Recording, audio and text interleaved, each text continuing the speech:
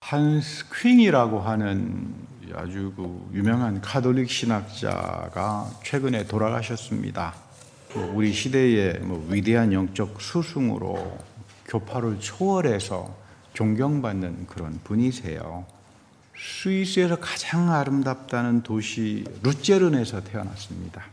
11살 때 하나님으로부터 신비한 부르심을 받아서 그 이후에는 스쿨버스를 타고 같이 학교 다니던 동네 여자친구가 참 한스킹 선생님을 좋아했는데 그날부터 같이 옆자리에 앉지 않았다고 합니다. 하나님께 바쳐진 사람인데 나를 사랑하면 나중에 얼마나 큰 실망이 될까. 11살 된 어린 꼬마가 참 그렇게 기특하게 그렇게 해서 평생을 하나님 앞에서 양심적으로 사신 분이에요. 이분이 로마 고레고리안 대학에서 공부할 때 평생 몰두했던 사람이 칼바르트라고 하는 신학자입니다. 어떻게 가톨릭 신학자가 종교개혁과 장로교 최고의 신학자인 바젤 대학의 칼바르트에 평생을 몰두해서 나중에는 바젤 대학교에 와서 카톨릭의 구원론과 종교개혁의 구원론이 서로 만날 수 있다. 그런 엄청난 역작을 써서 아주 센세이션을 일으키기도 하신 그런 분이에요. 독일의 튜빙겐 대학 교수로 계셨죠. 그분이 이 교수로 계셨을 때 가장 강하게 비판한 사람이 교황입니다. 교황 무엇을 어떻게 로마 교황이 죄를 짓지 않느냐, 실수를 할 수 있지 않느냐, 이건 적그리스도의 가르침이다. 그래서 교황청에서 바티칸 교황청에서 분노를 해가지고 신부 면직을 시키고 대학 교수 자리를 내쫓아 버리고 이제 그러는데, 그때 개신교 신학생들, 카톨릭 신학생들 1000명이 밤에 카톨릭 대학에 모여서 촛불 집회를 하고 엄청난 그런 일들이 있었습니다. 그리고 우리 주로 이제 주류 교단의 성공회나 루터교나 장로교나 또는 감리교 쪽에서 이분이 굉장한 사람이다. 학자로서 단순한 무슨 가톨릭 신학자 정도가 아니라 기독교 전체를 아우르시는 그런 영적인 스승인데 그 바티칸이 이렇게 부끄러운 짓을 해서 되겠느냐. 그렇게 해서 성명서도 발표하고 아무튼 그랬던 분입니다. 그런데 이제 이분의 특징은 책만 쓰면 뚱뚱한 책을 써요. 800페이지, 1000페이지. 괴롭습니다. 또 읽어보면 무슨 단순한 정보를 갖다 놓은 게 아니라 체계적으로 연구하고 고민하면서, 그러니까 이게 혀가 내둘러지게 되는 거죠. 말년에는 유엔 본부하고 관련을 유엔 인권 문제하고 관련 지어서 아브라함 종교에 아주 연구에 몰두했습니다. 그래서 글로벌 윤리를 통해서 인류가 살아남아야 된다. 아브라함의 종교는 기독교, 유대교, 그리고 이슬람이죠. 이 세 종교가 평화스럽게 공존하지 못하면 이 지구는 아마겟돈 전쟁이잖아요. 그냥 전쟁으로 다 멸망하고 말 것이다. 이슬람 책을 봤더니 한 800페이지 됩니다. 이거 엄두가 나더라고요. 이거 어떻게 읽기도 힘든데 이런 책을 쓰셨나. 책의 내용이 굉장히 좋고요. 그래서 제가 한 서너 번 잘 읽었습니다. 한 800페이지 되는 책을 정말 잘 쓰셨더라고요. 어느 정도로 잘 쓰셨나 하면 이 책이 나오니까 이슬람 사람들이 우리 쪽에 있는 학자도 이만큼 못 쓰니까 이슬람으로 전향 안 하시겠습니까? 편지가 왔더래요. 그래서 나는 예수님의 복음이 좋아서 그냥 기독교인으로 살겠다. 이제 이런 이야기를 했다고 합니다. 근데 이분이 가장 강렬하게 비판하는 게 기독교를 절대 종교로 이야기하는 사람은 다 지옥 간다. 이런 입장을 가지고 있어요. 왜 그러냐 하면 가톨릭 봐라. 이거 역사적으로 얼마나 못된 나쁜 짓을 했느냐. 얼마나 많은 유대인들을 죽이고 이슬람을 죽이고 십자군 전쟁 때부터 시작해가지고 그 또 남의 나라 라틴 아메리카에 찾아가가지고 훔쳐오고 식민지 만들고 노예들 삼아가지고 이거 어떻게 가톨릭이 절대 종교가 될 수 있느냐. 개신교 영국, 네덜란드 전부 다 노예 상선 팔아먹으면서 이게 말이 되는 짓들이냐. 유대교도 마찬가지다. 이슬람도 마찬가지다. 이 사람은 종교는 절대적일 수가 없다. 우리가 믿는 하나님이 예수 그리스도 안에서 우리에게 오셨다는 게 절대적인 거지. 얼마나 많은 사람들이 교회들 이름 안에서 못된 짓들을 하고 하나님 앞에 심판을 당하고, 이거 우리가 조심해야 된다. 그런 거 보면 굉장히 회개와 자기 반성을 하시는 분이에요. 이런 거 우리가 쫓아가기 어렵죠. 예수님께서 요한복음 3장에 보면 아브라함의 자녀가 누구냐 묻습니다. 아브라함의 자녀는 하나님의 말씀의 진리를 듣고 그렇게 순종하고 살아가는 사람들이지 제멋대로 막대 먹고 살아가는 사람들이 아니다 그 말이죠. 이 바리새파주의에 아주 물들어 있는 유대인들을 예수님께서 호되게 질책하는 겁니다. 너희들은 아브라함의 자손이 아니라 마귀의 자녀야. 그러니까 너희들이 절대 진리에 서지도 못하고 너희들 안에 진리가 없고 성령이 없으니까 예수님을 죽이려고 하잖아요. 이게 어떻게 아브라함의 자녀며 하나님의 자녀냐? 어떻게 유대교가 절대 종교냐? 말도 안 되는 이야기다 그 말이죠. 그러면 이 바리새파들 유대인들은 믿음이 없었나요? 이들은 믿음으로 구원받았다고 하는 철통 같은 신념의 사람들입니다. 그 잘못된 믿음, 미혹된 믿음, 그거 너희들에게 구원을 주는 게 아니라 오히려 복음을 죽여버리는, 하나님을 대적하는 자리에 서는 거다. 한스킹 선생이 두고두고 하는 말이 있습니다. 기독교란 하나님의 진리를 향해서 도상에 있는 사람들이다. 우리는 언제든지 넘어지기도 할 거다. 광야의 교회다 이 말이에요. 그러니까 끊임없이 하나님 앞에 겸손하게 서고 영이 가난한 자로 살아갈 때에 하나님의 구름 기둥과 불 기둥, 이건 뭐 가톨릭이나 개신교나 다 마찬가지다 이 말이에요. 이런 우리가 자세를 갖지 않으면 기독교도 유대교처럼 기독교란 이름으로 하나님 말씀 다 적대하고 이런 무서운 심판의 시대가 있을 거다. 그래서 이분이 그런 말 합니다. 자기의 종교의 구원에 대한 깊이를 알지 못하는 사람들은 절대로 타 종교를 알 수 없다. 자기 종교를 모르면서 어떻게 무슨 타 종교를 알 수 있겠어요? 그렇잖아요. 근데 이분은 그토록 세계 종교를 연구했지만 그 복음에 대한 절대적인 신앙 고백이 정확하게 계신 분이에요. 그래서 참 그 기독교 가톨릭이나 개신교를 다 망라해서 굉장히 위대한 영적인 선생이다. 근데 이분의 이 이슬람 책을 읽어보면 왜 이슬람이 이렇게 뒤처졌을까? 왜 이렇게 망가져졌을까? 그 원인을 딱 한마디로 말합니다. 이슬람에는 마틴 루터가 없다. 이거 무슨 말인가? 제가 이 동네 사람 만나서 저는 루터교회 목사입니다 하면 거의 뭐 100% 하시는 말씀이 언제 마틴 루터킹 흑인 목사님이 교회를 세웠나요? 거기는 흑인만 나가는 교회인가 보죠. 이렇게 말을 듣습니다. 여러분들도 비슷하게 들었을 겁니다. 근데 사실 여러분, 루터는 단순한 종교개혁의 사람이 아니에요.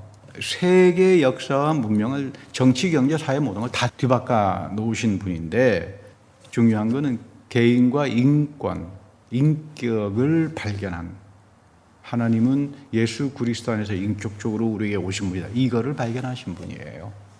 그러니까 뭐 사실 우리는 뭐 하나님의 형상에 따라서 다 지음을 받았다. 인간이 고귀하다.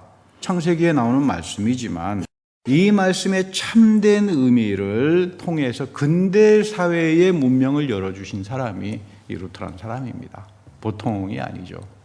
그러니까 독일 가면 루터는 민족 영웅이에요. 무슨 뭐 종교 개혁을 하는 이 정도의 사람이 아닙니다.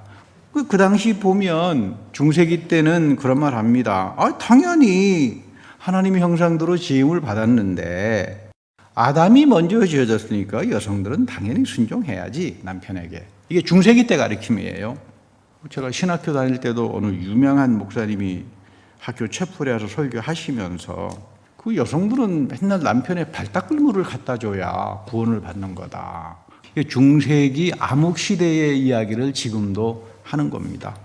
그러니까 중세 때는 한술 더 떠가지고 그러니까 아담을 이어가는 사람들은 왕이다, 군주다. 그러니까 왕과 군주는 아담으로부터 오니까 당연히 이거 왕권 신수설이라고 하죠. 우리는 아담의 후예가 아니라 기독교인들은 아브라함의 영적인 후손들이에요. 이거 다 뒤바꿔져 버립니다. 그러니까 임금님이나 왕이나 이런 사람들이 최고니까. 근데 이제 루터는 이거에 대해서 아니다, 이렇게 말하는 거죠. 신성 로마 제국, 카톨릭이 국가를 장악하고 하는 이런 거 다 잘못된 이단 사상이다. 그렇게 이렇게 넘겨버리는 겁니다. 우리가 다 차별 없이 하나님 앞에서 그분의 형상에 따라 지음을 받았고 모든 개개인 영혼이 그리스도 앞에서 새 계약의 언약을 맺잖아요. 그래서 여러분들이 그리스도 안에 하나님이 만들어주신 새 언약의 백성으로 들어오잖아요. 그거 지키고 살아가는 사람들이 믿음의 사람이고 구원의 사람이고 세상에 나가 왕적으로 다스리는 축복의 사람이라고 이제 이야기를 하는 거죠. 그러니까 중세기 때는 개인의 존엄이나 개인의 영혼의 소중함, 그런 거 찾아볼 수 없는 시대가 중세입니다. 오늘 집단주의가 이슬람의 판치입니다. 이슬람 문화에서 개인 없습니다. 이슬람 문화에서 개개인의 영혼이 하나님 앞에서 복된 존재다 이런 거 없어요. 물론 코란에는 있지만 어느 정도 나오지만 이후 이슬람 발전에서는 다 집단주의로 묶어버립니다. 그러니까 뭐 자살 테러 폭탄 지고 나가면 순교하니까 뭐 대접해주고 하늘나라에 가서 구원받고 보상받는다. 이게 이슬람 사람들이 이야기한 지하드잖아요. 그러니까 폭탄들 주고 뭐 가서 난리들을 치는 거 아니에요. 이거 우리 조심해야 됩니다. 중국도 집단주의죠. 인종 집단주의. 그런 데는 개인의 인권이라 이런 게 찾아볼 수가 없잖아요. 기독교는 이런 집단주의적인 독재나 반인권 사상하고는 양립이 되질 않아요.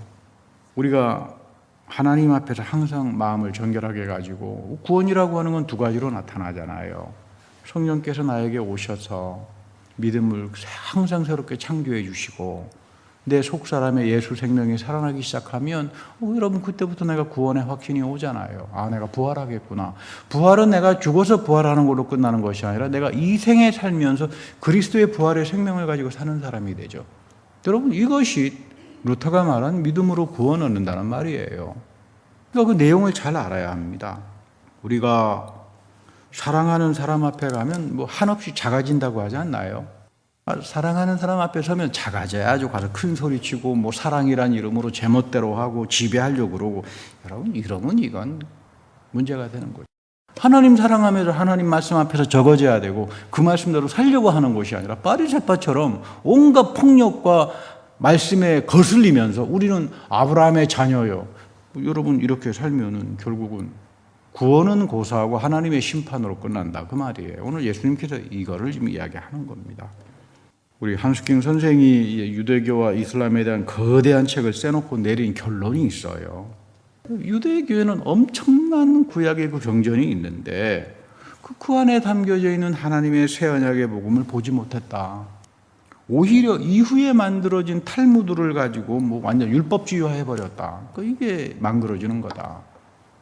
참, 이 미혹의 시대에 한번 미혹당하면 내 영혼이 부서져 버리고 맙니다. 일로 가지 말라는 거예요, 예수님께서. 가지 마라. 뭐 카톨릭도 그렇잖아요. 뭐 카톨릭도 신구약 성경이 있지만 이 카톨릭의 잘못된 교황제도, 사법제도 만들어가지고 뭐 사람들 처단하고 막 쫓겨내버리고 하는 이것 때문에 타락했다는 거죠. 개신교도 마찬가지죠. 그 위대한 루터의 종교를 통했지만 다 제멋대로주의, 자기 멋대로 성경들을 해석해가지고 완전히 교파 분열해가지고는 엉터리들이 돼버렸다. 정신 차려야 된다. 하나님 말씀이신 예수 그리스도 앞에 정직하게 서서 항상 우리들의 믿음을 지켜보아야 한다. 이게 이제 이분의 결론입니다. 종교라고 하는 말의 참뜻은 라틴 말로 거룩한 분 앞에서 조심스러운 태도를 갖는다는 게 종교예요. 종교가 뭐냐? 거룩한 분 앞에서 조심스러운 태도를 갖는다. 이거 굉장히 중요한 내용이에요. 그래서 우리는 하나님 말씀이나 예배나 성만찬 앞에서 함부로 안 하잖아요. 하나님께서 와 계시니까, 성령으로 와 계시니까 조심스럽게 대하잖아요. 이 경건의 자세를 갖잖아요. 신앙생활을 했다는 사람이 아유 목사님 이거 뭐 다 옛날 이야기고 성경이 이거 믿을 수 있겠습니까? 뭐하러 이런 성경을 믿습니까? 그래서 저는 그분에게 성도님은 하나님을 어디서 만납니까? 그랬더니 자기는 새벽 기도에 가서 항상 하나님 만난대요. 기도만 하면 하나님이 탁탁탁탁 만나 주시죠. 어떤 기도 하세요? 그랬더니 뭐 아이 잘 되게 해주시고 비즈니스 잘 되게 해주시고 교회가 부흥되게 해주시고 뭐 이런. 아마 이분은 하나님이 무슨 자기 소원 들어주는 요술방망이 정도로 생각하는 모양이에요. 무슨 인격이 있어요. 하나님 말씀대로 하나님이 원하는 계명대로 아무것도 지키지 못하면서 가서 그 기도하면 뭐합니까? 하나님께서 웃으시겠죠? 오늘 교회는 세속주의와 제멋대로주의가 아주 판을 칩니다. 한국의 유명한 이분이 와서 하시는 말씀이 강연 내용이 우리 한국 문화는 막문화다. 막문화. 막대 먹은 문화. 여러분 참된 믿음은 막된 믿음이 아니에요. 하나님 앞에서 조심스러운 믿음이에요. 이게 마지막 때 남겨진 자들이 갖는 믿음입니다. 교회 와서 막대게 굴어라. 여러분 이게 구원입니까? 이게 구원에 이르는 믿음입니까? 전부 다 세속주의 잘못된 믿음을 와서 버젓이 그걸 와서 이야기하더라 이 말이에요. 사실 여러분 참된 믿음은 우리가 두고두고 생각해야 합니다. 하나님 앞에서 조심스러운 태도를 갖는 사람을 가리켜서 우리는 종교인이라고 하는 거예요. 종교인들이 다 세속주의 아들이 돼가요. 사실 여러분, 믿음으로만 구원을 받는다, 성경에 없습니다. 까지도 저는 믿음으로만, only 이 말은 못 찾았습니다. 이거 루터가 한 말이에요. 루터가 처음으로 쓴 말입니다. 로마서 주석하면서. 왜 이렇게 말했을까? 여기서 말하는 믿음은 누구나가 다 갖는 보편적인 신념이 아닙니다. 내 믿지, 그러고 말고 내 하나님 믿지 구원받았지, 이런 이야기 하는 거 아닙니다. 지금 내가 그리스도의 은혜로 새 언약의 복음 안에서 계약의 백성으로 살아갑니다. 그 약속을 지키면서 살아야 되겠죠. 입으로 하는 게 아니죠. 믿음이라고 하는 게. 그거 다 지키며 살아야 되잖아요. 아브라함처럼 순종하면서 살아야 되잖아요. 그러니까 여러분들이 교회에서 세례를 받는 거고, 성만찬에 참여하는 거고, 성별을 입는 거고, 이거 하나님이 주신 약속이잖아요. 이거를 우리가 순종해서 들어가는 거죠. 하나님께 봉사도 하고 복음 전파도 하고, 이런 사람에게 그리스도는 살아서 끊임없이 성령으로 내 안에 역사하시겠죠. 이런 사람에게 성령은 속사람, 내 속사람 안에 끊임없이 하나님이 항상 새롭게 창조해 주시는 믿음을 심어주는 겁니다. 우리가 왜 마음판을 옥토바처럼 가져야 되는가? 믿음은 굉장히 신비스러운 거예요. 성령이 내 마음판에 와서 항상 새로운 믿음을 만들어 주셔야만 성경이 열리는 겁니다. 그래서 제가 늘 드리는 말씀이, 믿는 사람에게 제일 어려운 게 뭐라고요? 믿음이에요. 믿는 사람에게 제일 어려운 게 믿음입니다. 그래서 내 공로가 없다는 거죠. 성령이 내 안에 오서 내 마음판에, 이 질그릇과 같은 마음판 속에 항상 하나님이 성령을 통해서 새롭게 창조해 주시는 믿음을 통해서 성경을 보니까 예언이 열리고 하나님의 뜻이 비춰지고, 이건 마지막 때 이렇게 가겠구나, 이게 여러분들 열리는 거 아니겠어요? 이걸 여러분들 설교를 통해서 예배 속에서 듣는 거 아닙니까? 이거는 루터만 그런 게 아니에요. 장로교로 시작한 칼빈도 똑같습니다. 감리교로 시작한 웨슬리도 똑같아요. 여러분, 웨슬리 어떻습니까? 옥스포드에서도 얼마나 믿음 좋은 사람이에요. 항상 새벽 기도하죠. 늘 복음 전파로 다녔죠. 규칙대로 하루에 5시간씩 시간 정해놓고 기도했죠. 이 사람이 웨슬리예요. 많은 믿음 다 구원받아서 했는데 조지아주로 배 타고 가다가 거기서 완전히 풍랑 앞에서 내가 엉터리 믿음이었구나, 뒤집어져 버리잖아요. 구원이라고 하는 것, 믿음이라고 하는 것은, 나의 믿음은 나의 마음판 속에, 나의 질그릇과 같은 이 마음판 속에 말씀과 성령을 통해서 항상 새롭게 하나님이 창조해 주시는 그 믿음, 이 믿음이 우리를 부활로 가게 하는 거고, 이 마지막 때 수없이 미혹하는 영들 속에서 우리의 삶을 지켜주는 겁니다. 이것이 믿음으로만 구원을 얻는다는 뜻이에요. 막대먹은 믿음 가지고는 구원은 고사하고 마지막 때 다 미혹당할 겁니다. 여러분 한번 미혹당해 보세요. 그것이 얼마나 자기에게, 가족에게, 사람들에게 피해와 악함과 저주를 가져오는지 아십니까? 여러분 그 길로 가지 말아야 돼요. 이사야가 두고두고 합니다. 구원은 남은 자가 받는다. 막대먹은 자들이 받는 게 아니다. 바울 역시 마찬가지죠. 남겨진 자들에게 구원과 은총이 있다. 남겨진 자는 누군가? 우리는 흔히 하나님께서 예정했다, 선택했다, 이런 말은 잘하지만 그 예정과 선택의 내용이 무언가 몰라요. 하나님이 이스라엘을 예정하고 선택했다 그래서 구원받았나요? 광야기에서 다 넘어지지 않았나요? 막대 먹어가지고 나중에는 바벨론에 끌려가지고 죽을 고생하지 않습니까? 막판에는 예수님하고의 이 사건 때문에 70년도 세계로 흩어져가지고 짐승 취급받다가 살다가 겨우 하나님의 특별한 기적으로 지금 돌아와 있는 사람들 아니에요. 여러분 이게 안 보입니까? 우리가 어떤 믿음을 가지고 살아야 정말 아브라함의 축복의 믿음을 가지고 살 것인가? 이사야와 에레미야를 통해서 끊임없이, 그리고 사도 바울을 통해서 끊임없이 로마서에서 우리에게 말을 하는데 전부 이상한 그런 종말론에 빠져가지고 마지막 때 하나님이 주시고자 하는 남은 자의 축복을 다 받지 못하고 살아가는 걸까? 오늘 읽었던 에스겔 보면 굉장히 유명한 본문이죠. 너희들 무덤에서 내가 끌어낼 거다. 그때 비로소 너희들이 하나님인 줄 알 거다. 이거 독일에서 히틀러 앞에 600만 명이 다 그냥 처죽음을 당했잖아요. 이스라엘 사람들이. 무덤에 다 갇혀버렸잖아요. 히틀러가 이 세상에서 씨를 말려버렸잖아요. 유대인들을. 근데 하나님께서 살렸다 이 말이에요. 예수 부활의 생명이 이들을 통해서 살려낸 거죠. 여러분 이게 기적입니다. 그리고 이스라엘 땅으로 다시 돌아오게 했잖아요. 그러니까 이스라엘이 위대해서 천만의 말씀이요. 이스라엘들은 죄인들이에요. 그러나 하나님께서 하신 약속이 있기 때문에 그 약속을 신실하게 지켜주셨다 그 말이에요. 그러니까 그 이스라엘 땅에 돌아가면 못된 짓 하면서 살면 안 되죠. 하나님 앞에서 조심스럽게 살아야 되죠. 그렇잖아요. 자기랑 막대 먹게 살다가 지금 저 죽을 고생을 했는데 요즘 보면 또 막대 먹은 짓들 하니까 저도 속으로 아주 그 기분이 나쁘죠. 에스겔의 마지막 축복의 말씀이 뭡니까? 여호와 샤마가 있다. 여호와 샤마의 복음이잖아요. 이스라엘 백성의 가장 무서운 게 뭡니까? 이가봇 하나님의 영이 떠나버렸다. 너 멋대로 해. 너 막대 먹어서 해. 이게 가장 큰 저주입니다. 그러나 여호와 샤마, 여호와 영이 우리에게 다시 오셨다. 이게 축복이다 이 말이죠. 그래서 우리가 예루살렘을 위해서 기도해야 돼요. 여호와 샤마, 평화의 하나님의 영이 이들에게 임하게 하셔서 못된 짓 하지 못하게 해주십시오. 이거 우리 교회가 해야 되는 기도죠.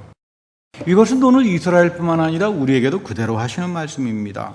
여호와 하나님이 영으로 나에게 오는 날, 여러분들에게 오는 날, 나는 더 이상 이가봇이 아니라 막대 먹은 그런 믿음을 갖고 사는 것이 아니라 새 언약을 지키고 그 약속대로 순종하고 아브라함처럼 그러면서 나는 만군의 여호와가 나를 남은 자의 씨로 남겨주셨다. 이 축복을 안고 살아가는 겁니다. 그래서 바울도 로마서 9장 29절에서 이사야를 인용하면서 그런 말씀 하잖아요.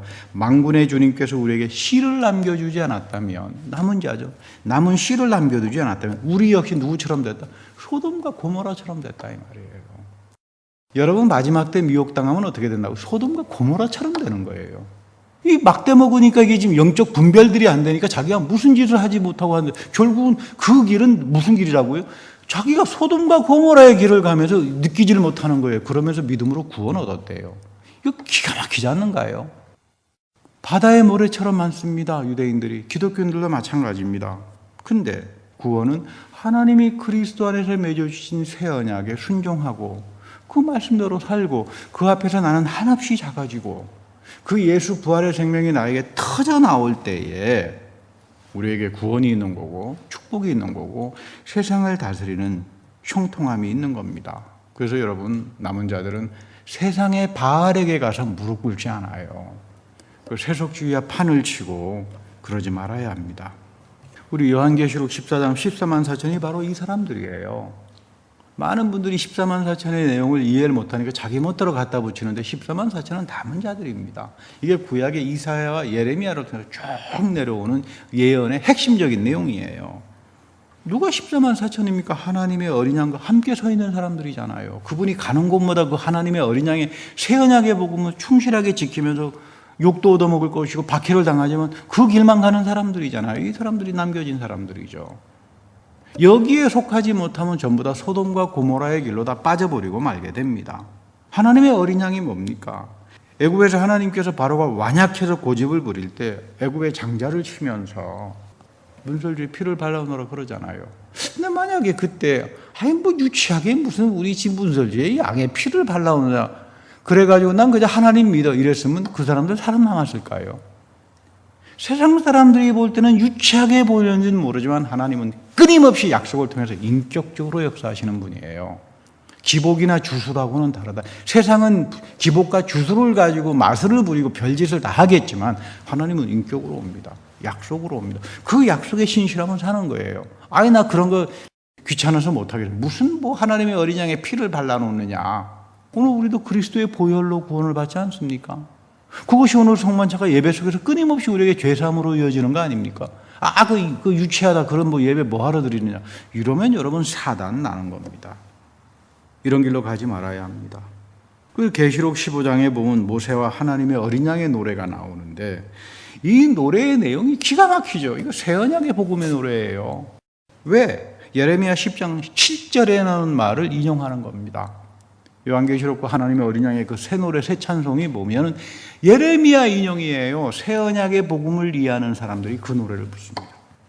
만민의 하나님 누가 주님을 두려워하지 않겠습니까? 하나님의 어린 양. 그 하나님의 구원의 기적 같은 삶 속에서 우리는 조심하고 경건하게 살아갑니다. 그 말입니다. 왜냐하면 왜 하나님이 두려운 분이실까? 하나님은 약속하고 계명을 주면 그대로 하시는 분이잖아요. 인간들은 거짓말하고 적당히 갖다 붙이고 막 하지만 하나님은 신실하게 말씀을 지켜나가시는 분이에요.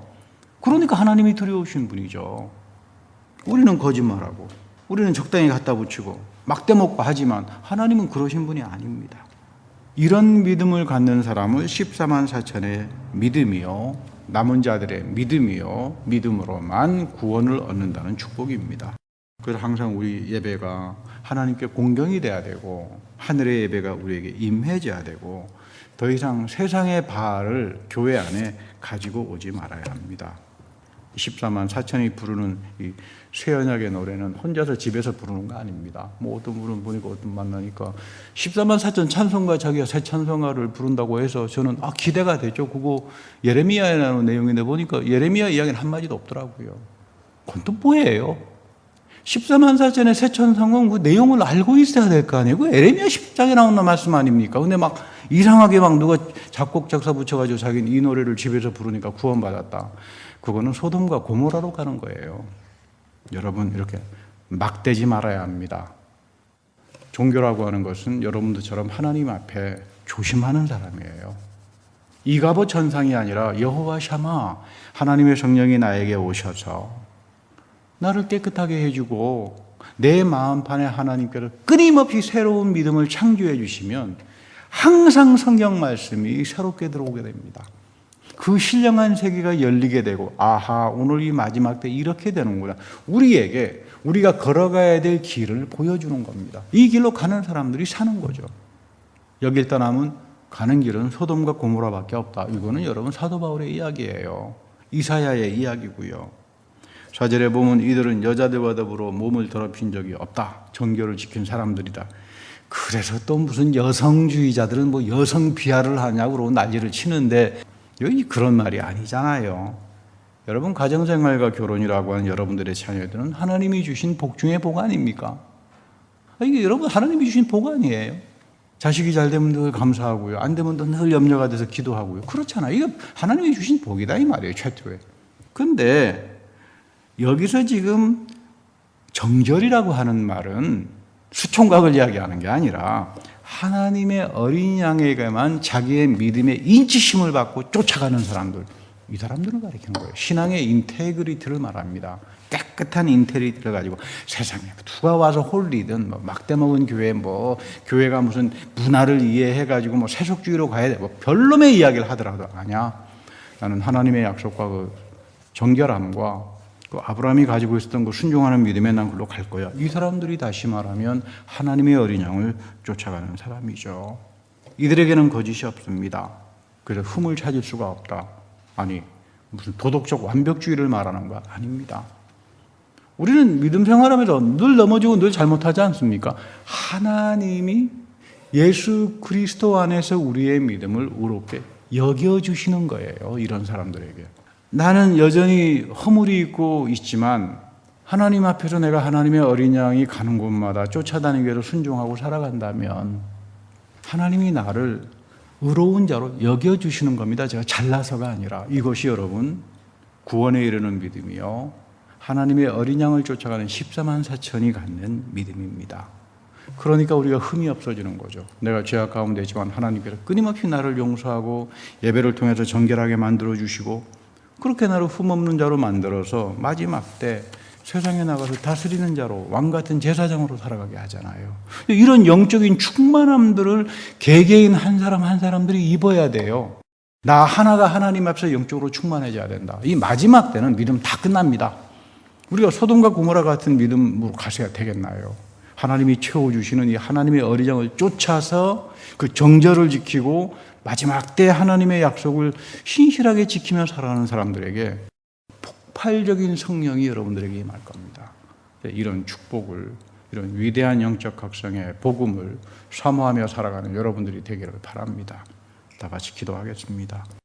하나님, 세상이 복잡하고 너무 세속화가 되어 있고 너무나 막대먹어 있어서 우리가 하나님 말씀 앞에서 조심하지도 못하고 하나님의 말씀을 만놀이 여기며 살았던 시간들을 용서하여 주옵소서. 하나님은 신실하신 분이고 주님이 하신 그 약속과 언약과 거기에 하나님의 어린 양을 쫓아 살아가는 사람들처럼 믿음의 신실함을 가지고 살아가는 주님의 귀한 백성들이 다 되게 하옵소서. 우리 구주 예수 그리스도의 이름으로 축복하며 감사 기도드립니다. 아멘.